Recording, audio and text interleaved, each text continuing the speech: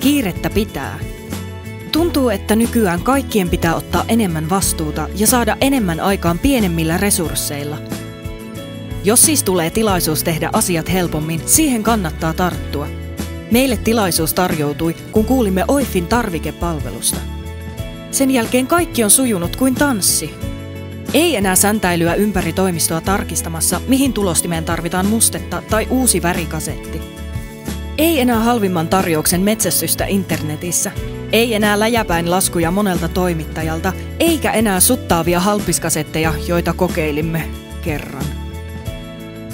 Kun käytämme OIFin tarvikepalvelua, OIF pystyy etäyhteyden avulla valvomaan tulostimia ja toimittamaan värikasetin silloin, kun sitä tarvitaan. Muste ei ole koskaan lopussa.